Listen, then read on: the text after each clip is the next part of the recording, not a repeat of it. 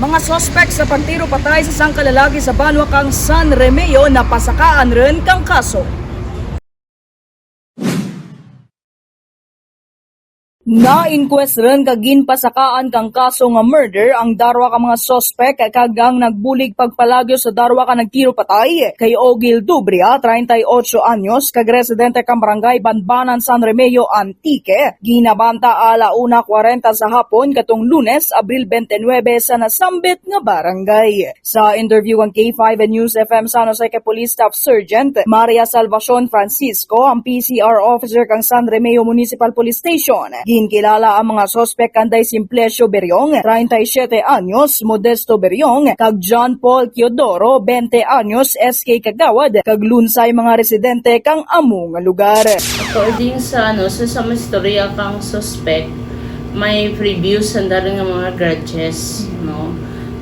Daw duro man to mga incident na nangagin state, so may previous grudge nanda, tapos ang last na tong statement is sakit magturkay sa nasakit ang panurakan nakabiktim nga daw feeling na nga may plano ang biktim nga patsentana or lain ka na, so mo pa no inunahan na lamang suno ka na. Nagagawa sa investigasyon ka mga kapulisan nga daan nga hiligat-anen ang nangin rason sa pagtiro patay sa biktima. Bangod suno kay Police Staff Sergeant Francisco, base man sa pahayag ka mga sospek nga may piraron ka mga insidente nga wala nag-intindihanay asa sa nabatyagan ka mga sospek nga may kaugat ang biktima. Bangod man nga kang sanda ang nagsug-alaway kang damlag lang gintura kang biktima kang masakit ang sospek. Dugang pa ni Francisco nga base man sa panaysayan ka mga sospek nga anda ginhimo ang hindi mayad nga buruhaten imbes nga sanda ang maunahan pa kang biktima. Madamdaman nga sa investigasyon kang kapulisan nagapungko sa monoblock sa agwa kang andang balay ang biktima kag naglantaw sa anang karbaw kang hinali nga nagabot sa anang likod ang sangka sospek kag gintiro sa nagkalain-lain nga bahin kang anang lawas gamit ang 12 gauge shotgun short firearm kag pagkatapos kang tiro kang nauna nga sospek nagabot pagid ang ikarwa nga sospek kag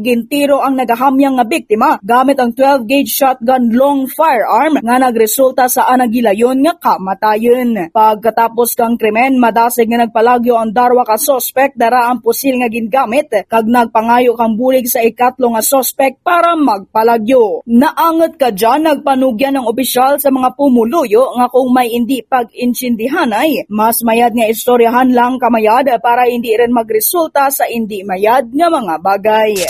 Balita, Halin Rigya sa may San Remeo Municipal Police Station. Ako si K5, Theres Alessandra Flores. Para sa Kampiyon nga Balita, Serbisyo Publiko kag Kalingawan sa Antique, ang kampiyon nga estasyon, K5 News FM.